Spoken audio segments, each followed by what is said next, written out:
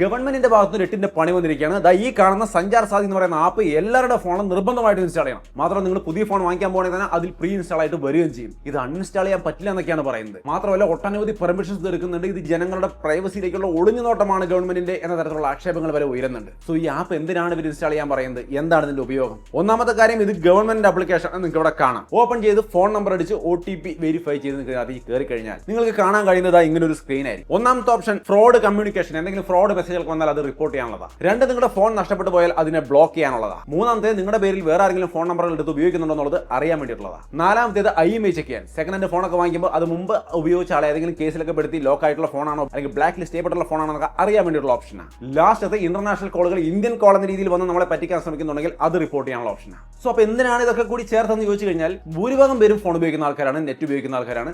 അതുകൊണ്ട് തന്നെ ഓൺലൈൻ ഫ്രോഡുകൾ ഇഷ്ടം പോലെ വർദ്ധിച്ചിട്ടുണ്ട്. ഇത് എവിടെ പോയിട്ട് കംപ്ലൈന്റ് പറയണമെന്ന് അറിയാത്ത ആൾക്കാർ ഒരുപാട് പേരാണ്.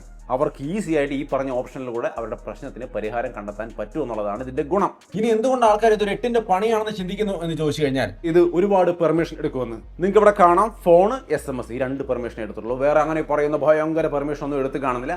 ആവശ്യാനുസരണം എടുക്കുമായിരിക്കാം. പിന്നെ ഇത് അൺഇൻസ്റ്റാൾ ചെയ്യാൻ പറ്റുകയില്ല എന്ന് പറയുന്നത്, ഇത് അൺഇൻസ്റ്റാൾ ചെയ്യാനുള്ള ഓപ്ഷൻ ഉണ്ട്. ഞാൻ ഇത് അൺഇൻസ്റ്റാൾ ചെയ്യാണ്. സോ ഇപ്പോഴേക്ക് ഈ പറയപ്പെടുന്ന പ്രശ്നങ്ങളൊന്നും ഈ ആപ്പിന് കാണാനില്ല.